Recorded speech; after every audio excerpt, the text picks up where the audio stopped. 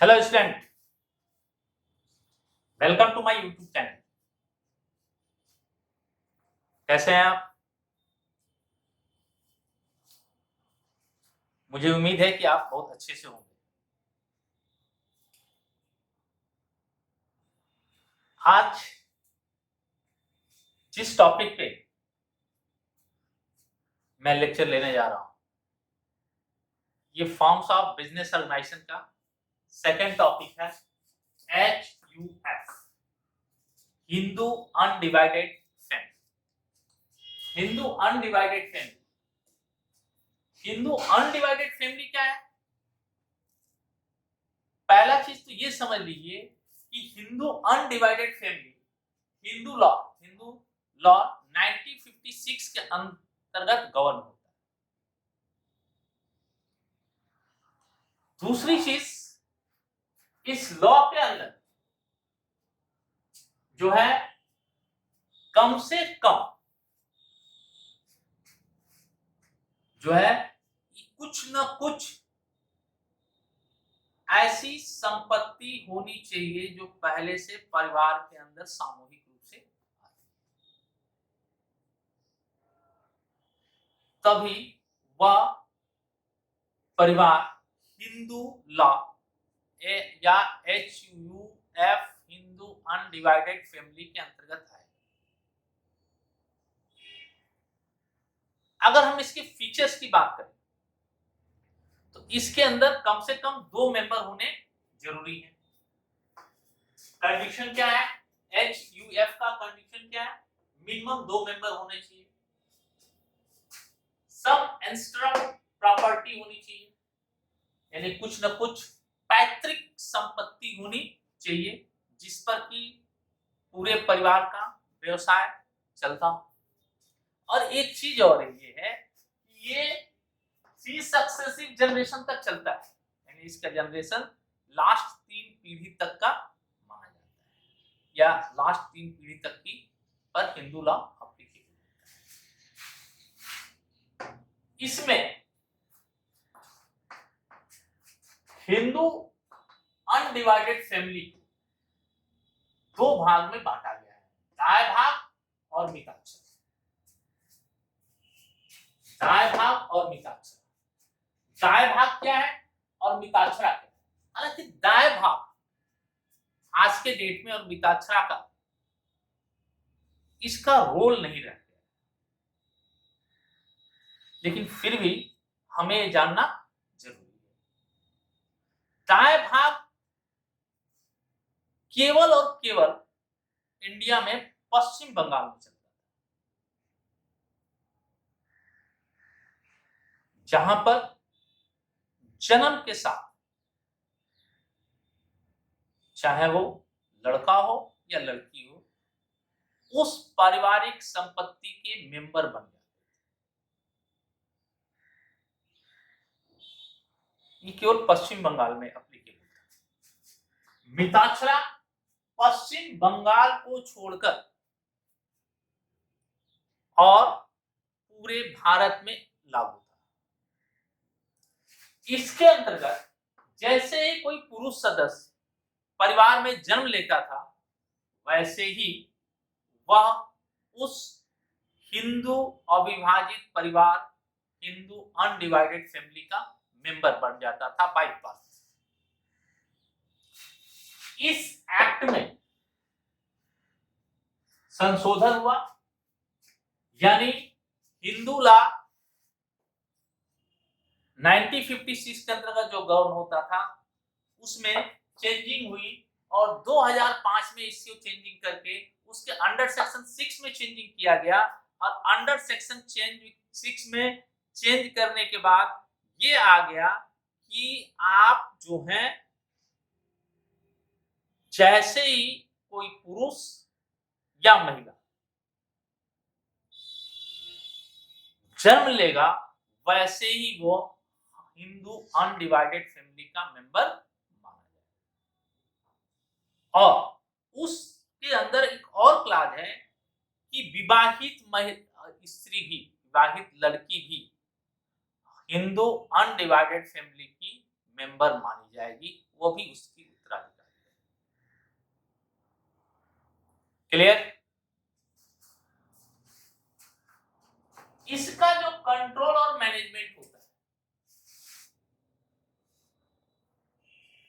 इसका जो कंट्रोल और मैनेजमेंट होता है वह उस परिवार का जो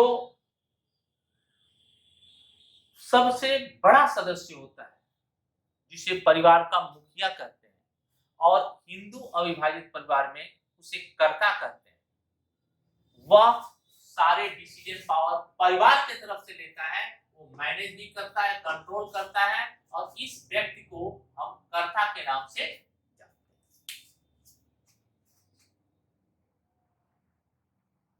सारे decision making power, controlling, management सब कुछ करने का उसका अधिकार रहता है, उसके बिहाफ पे चलता है बिजनेस, उसमें कोई और पारिवारिक सदस्य इंटरफियर नहीं करता उसके डिसीजन में, यानी मैनेज एंड कंट्रोल बाय कर्ता, जो उस परिवार का मुख्य सदस्य होता है। उसकी अगर मृत्यु हो जाए, उसके बाद जो परिवार का सबसे वरिष्ठ सदस्य होगा वह उस पारिवारिक व्यापार को चलाएगा और वह उस कर्ता का स्थान ले लेगा। अब उस परिवार का कर्ता, मैनेजमेंट एंड कंट्रोल का पावर उसके पास है। इसके फीचर क्या है? फॉर्मेशन। अब इसके बनाने के लिए कुछ न कुछ पैतृक संपत्ति अवश्य होनी चाहिए, जिसके आधार पर, उस पैतृक संपत्ति के आधार पर व्यापार रन करना, और ये इजिली इंफॉर्मेशन हो सकता है। इसके लिए किसी अदर लॉ या कानून की जरूरत नहीं है, फॉर्मेशन इजिली हो सकता है, लेकिन कोई ना कोई पैतृक संपत्ति अवश्य होनी चाहिए। लायबिलिटीज, इसमें कर्ता की लायबिलिटीज अनलिमिटेड होती है,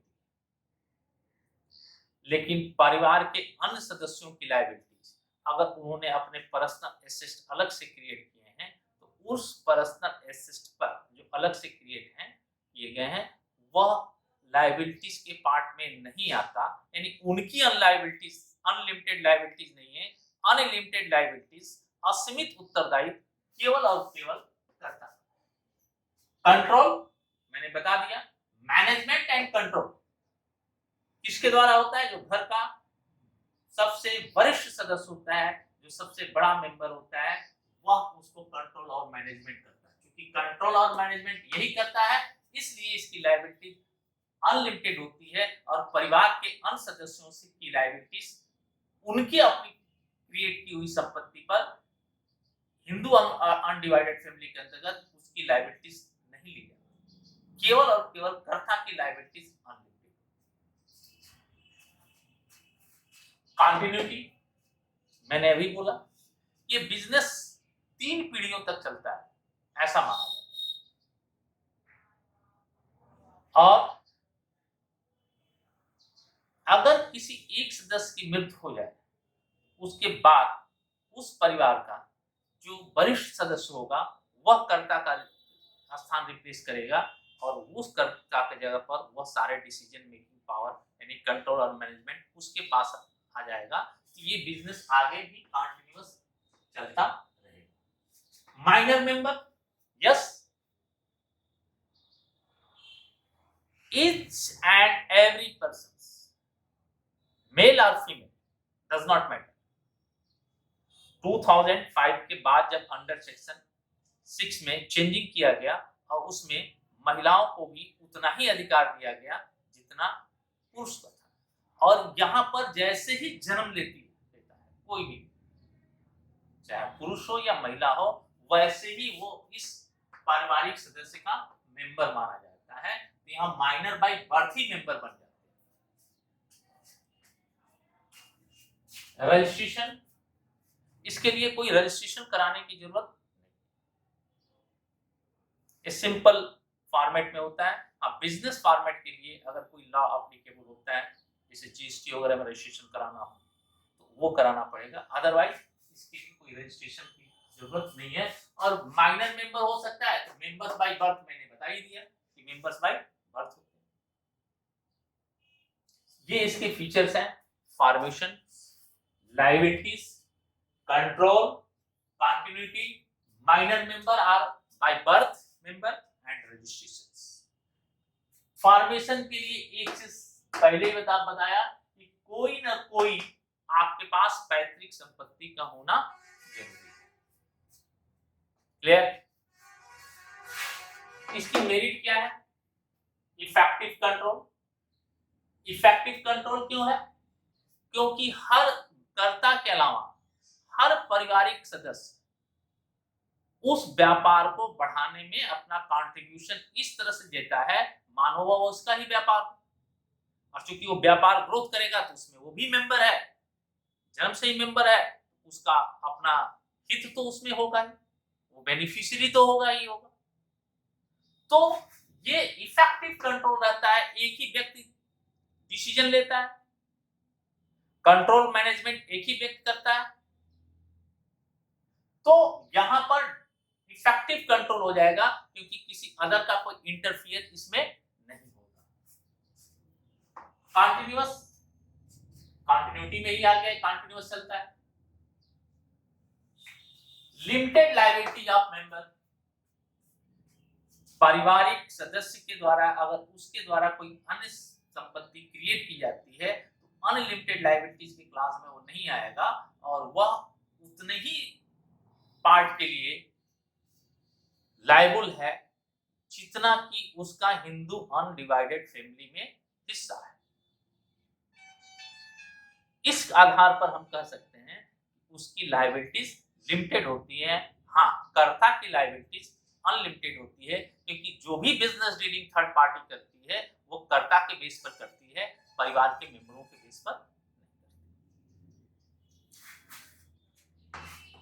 इंक्रीज लॉयल्टी एंड कोऑपरेशन। हाँ जी, सभी परिवार के सदस्य अपनी लॉयल्टी को निभाते हैं, उसमें अपना कोऑपरेशन देते हैं क्योंकि वे समझते हैं कि हमारा व्यापार है, हम लोगों का पैतृक व्यापार है, इसे जितना ज्यादा हम बढ़ाएंगे उतना ही ज्यादा हम इसका लाभ उठा सकते हैं और हमारी गुडविल भी इंक्रीज करेगी, परिवार की रेपुटेशन मार्केट में और अच्छी होती जाएगी। इस वजह से इसकी मेरिट में आ रहा है इंक्रीज लॉयल्टी एंड कोऑपरेशन।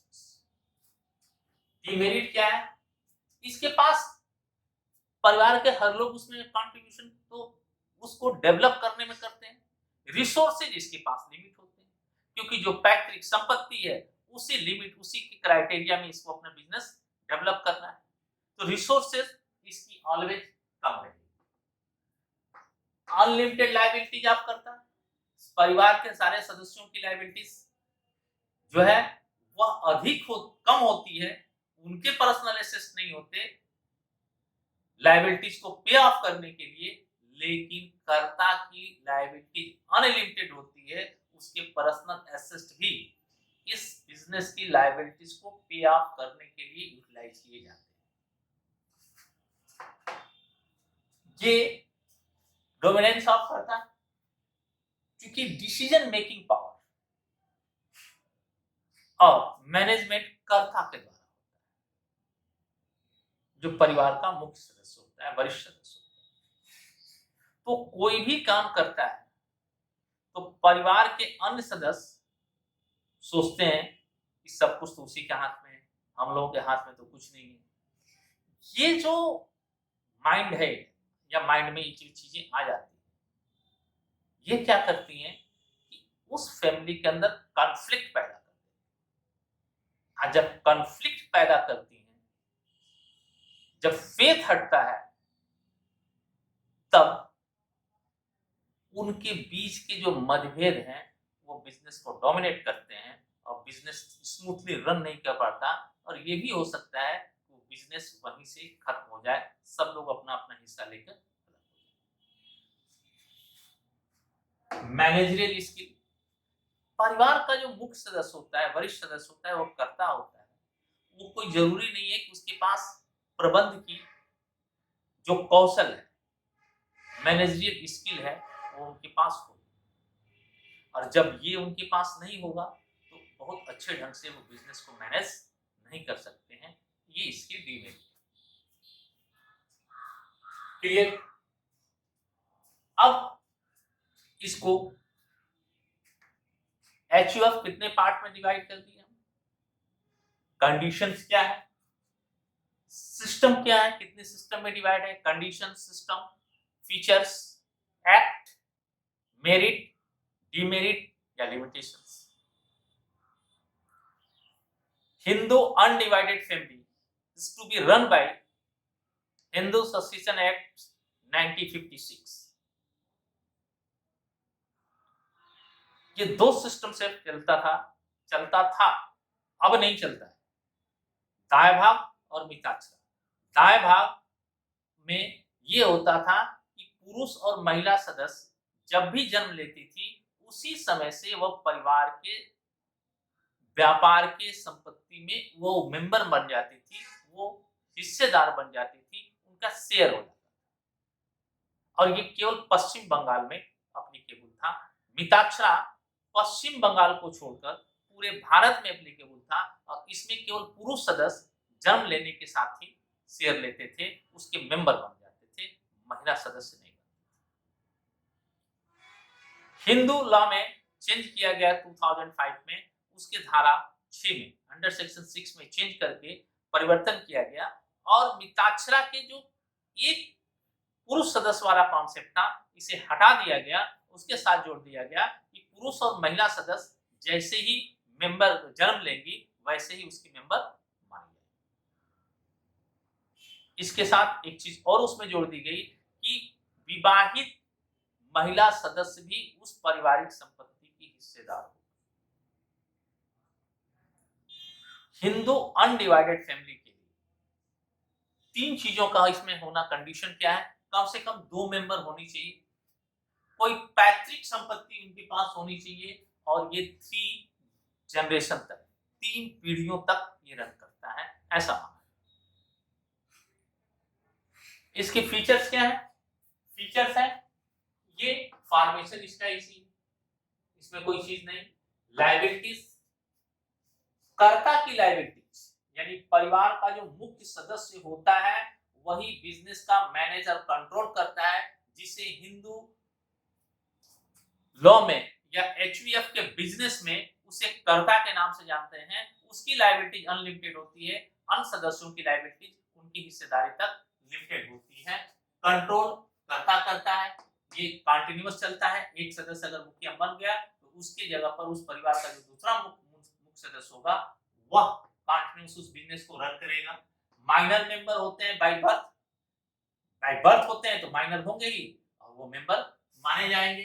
इसके रजिस्ट्रेशन के लिए कोई स्पेशल फॉर्मेलिटी की नीड नहीं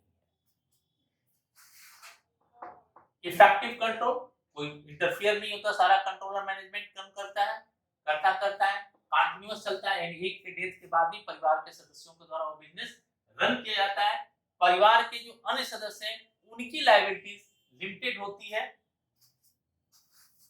लॉयल्टी एंड कोऑपरेशन, चूंकि जो मेंबर होते हैं वो ये सोचकर बिजनेस में अपना कंट्रीब्यूशन देते हैं, कोऑपरेशन सबके साथ करते हैं, ये हमारा बिजनेस है, हम लोग इसके सदस्य हैं, ये पारिवारिक बिजनेस है, इसलिए जितना इंक्रीज करेगा हमारे परिवार की रेपुटेशन उतनी ही ज्यादा इंक्रीज होगी। तो कोऑपरेशन उनके अंदर बहुत हो जाता है, और वो परिवार के उस बिजनेस में अपना कंट्रीब्यूशन भी देते हैं। इसकी मेरिट क्या है? इफेक्टिव कंट्रोल, एक व्यक्ति का डिसीजन पावर ऑफ कंट्रोल है, कोई दूसरा इंटरफियर नहीं करता, तो श्योर है कि डिसीजन क्विक होगा, कंट्रोल भी क्विक होगा, कंटिन्यूअस चलता है। डिमेरिट क्या है? इसके रिसोर्सेज लिमिटेड है, अनलिमिटेड लायबिलिटीज आप करता की लायबिलिटी ज्यादा अनलिमिटेड होती है, उसके पर्सनल एसेट्स भी इसकी लायबिलिटीज को पे अपने आप करने के लिए यूटिलाइज किए जाते हैं। परिवार के सदस्य और कर्ता के बीच में कॉन्फ्लिक्ट हो जाता है। कई बार वो सोचते हैं कि यार सब कुछ मालिक वही है, कंट्रोल मैनेजमेंट वही करता है, हम लोग क्या है, हम लोग कुछ नहीं है, ऐसा वैसा कॉन्फ्लिक्ट हो जाता है। ये कॉन्फ्लिक्ट क्रिएट होता है, इसीलिए बोला है 3 जनरेशन से आगे ये पीढ़ी ये बढ़ता नहीं है, और ये कॉन्फ्लिक्ट के कारण हो सकता है वो बिजनेस बंद हो जाए, सब अपना शेयर ले लेके अलग हो जाए। Limited managerial skill, managerial skill limited. Clear?